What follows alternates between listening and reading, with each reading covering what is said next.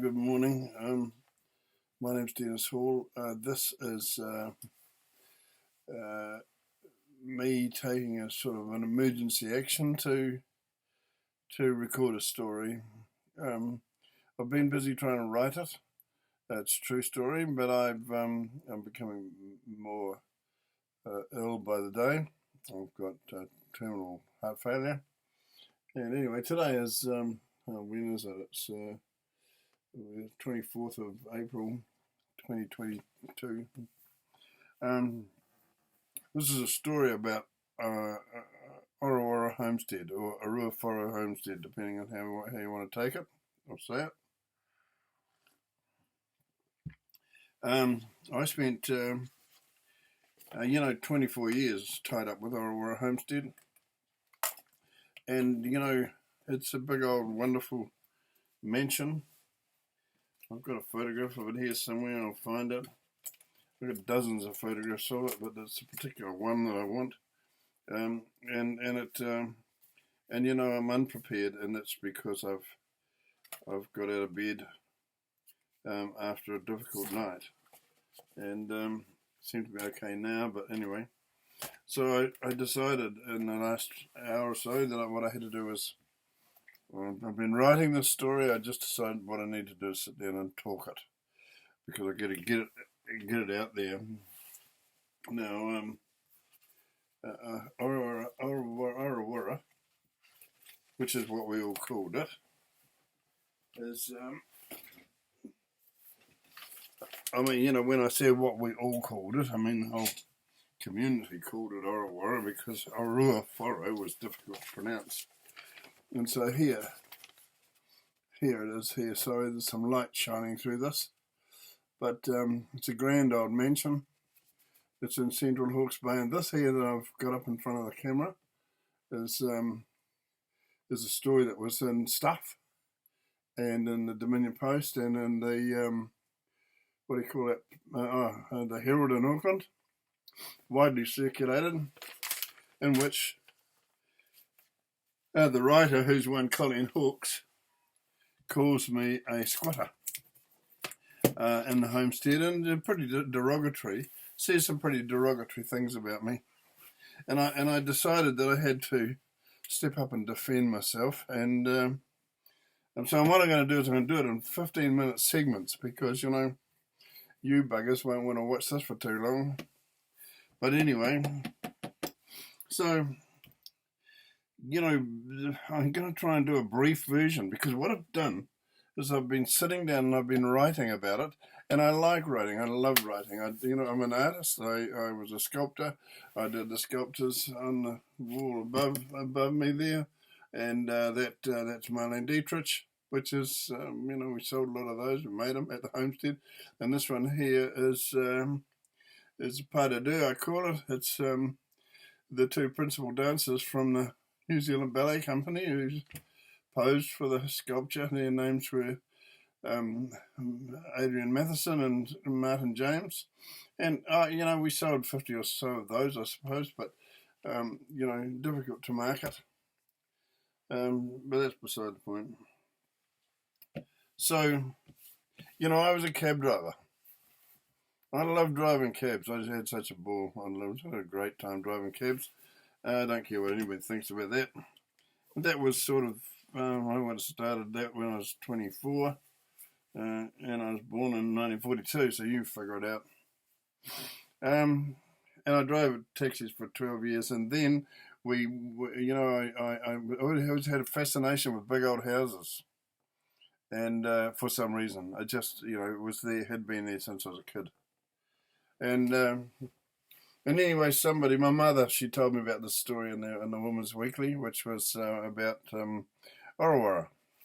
Couldn't pronounce it, it's write it down. It's quite tricky to pronounce. ORUAWHARO or ORUAWHARO or whatever, but the locals will call it ORUAWHARO. So I'm going to stop making excuses for that now. I'm just going to keep on doing it. I don't care what people think. And so she said, we couldn't pronounce it. We didn't know the name of it. So But anyway, I sort of, the Woman's Weekly story basically said that it was in the hills behind Takapau. Well, you know, that's not hard to remember, but as an address goes, that is, I suppose, an address. And so we'd gone over to the Wairarapa to see this house that a couple of friends of ours wanted to buy, or were looking at, because they like the idea of sort of moving into the country. And, you know, being a slightly communist, you know, not communist, but making a commune. Didn't like that idea much, I didn't. And so, you know, who wants to sort of live in the wop-wops and grow your own spuds in a tent or something? No, but anyway, so we went to, so I had this big yellow convertible, you know, a big yellow Chev convertible, very cool car. 1965 Chev convertible, bright yellow, which used to be black, but I painted it yellow because I'm an idiot. And off we went up to have a look at this first house. We had a look at it, and then I said, why don't we just go and have a look at this other one that I read about in Women's Weekly. I don't know where it is, but it's in Takapau somewhere, and it shouldn't be hard to find because it's a bloody gigantic mansion. So off we went. We drove up there, and we found it, you know. Of course we did. We drove up the driveway, pulled up out the front. We had the top down because it was a convertible, because that's what you do on a sunny day, eh? And so this guy sort of leans out the window upstairs, and he said, what do you want, you know? And I said, oh, we drove all the way up from Wellington to see this house. And he said, you know, there was a bit of banter, I can't remember what it was, and he grudgingly agreed to come down. And he showed us this house. So he walked through the ground floor. That's all he showed us. He wouldn't show us anything else. And it wasn't the entire ground floor.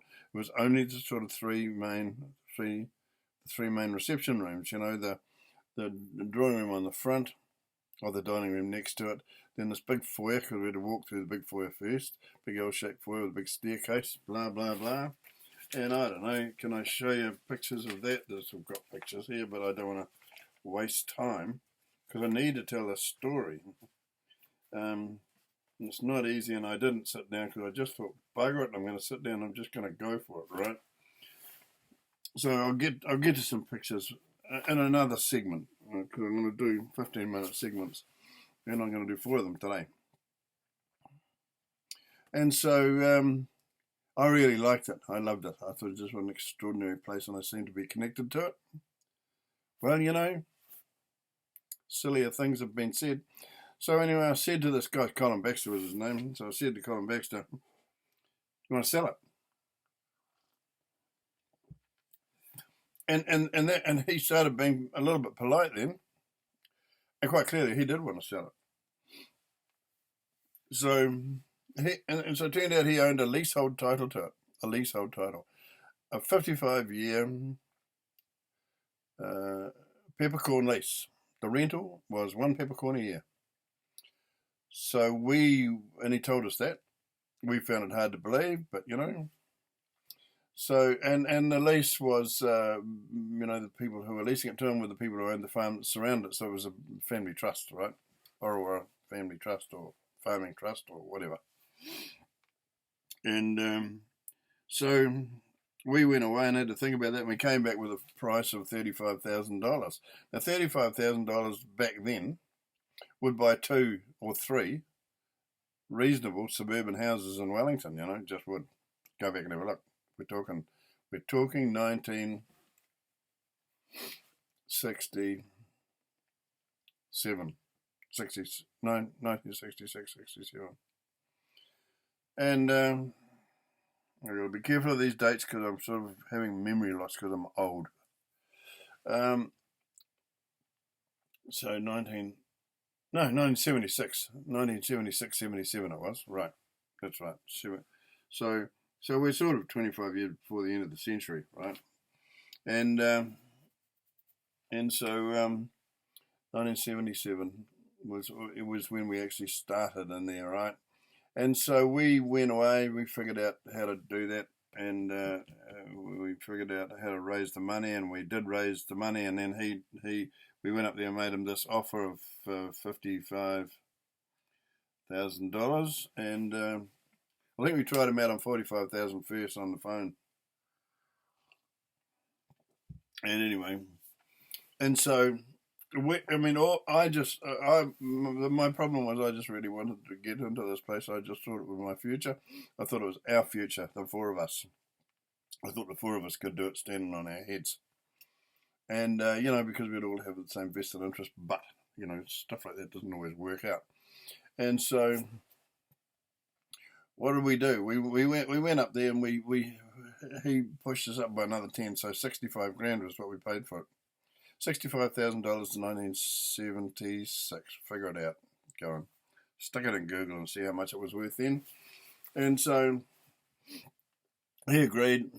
We went through this process of buying. We had this idiot lawyer in Wellington whose name was Nigel Severite. And I said, I want to go up and talk to the trustees, to the people who hold this lease. And he said, oh, no, you can't do that. You can't talk to them until you've bought the lease because you're not a tenant. You've got no right to go and talk to them. And I thought, fuck that, it's a stupid thing to do. So, and I said, no, but that's what we have to do. And then, but we had formed a company to do this. And ORUAWHARO Country Homestead Limited. Because, the one that was there was ORUAWHARO Homestead Limited, already a company. So, couldn't use that name. ORUAWHARO Country Homestead Limited. And so we figured out that we could raise the money. Everything was sort of kind of on track to be able to do it. And off we went. We bought the bloody thing. And so and what we were buying was a lease, and we were very aware of it. And I was very aware of it, but I was also very aware of the fact that we had to pay off some big mortgages, because we had the equivalent of $1.5 million mortgage in today's money. And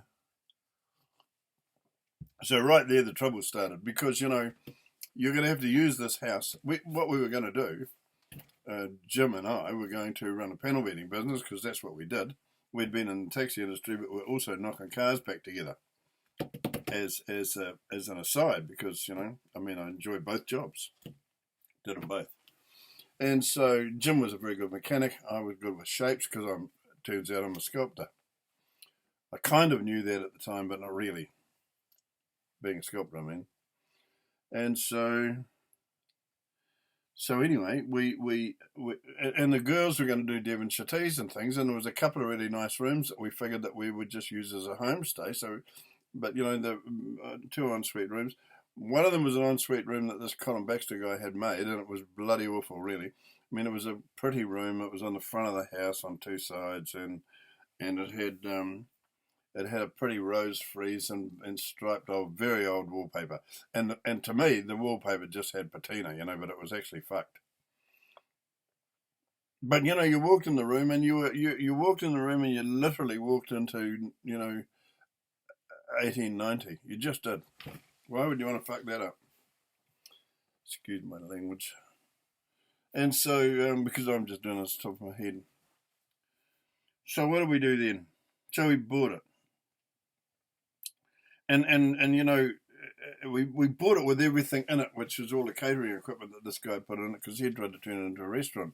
An unsuccessful restaurant, couldn't make enough money. And he was supposed to be an experienced restaurateur. He was also an experienced asshole. Very good at being an asshole.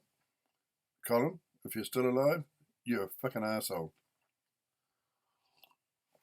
So, don't apologise for that. And so, you've got to call a spade a spade. I'm coming up to 15 minutes. So we bought it and we moved in.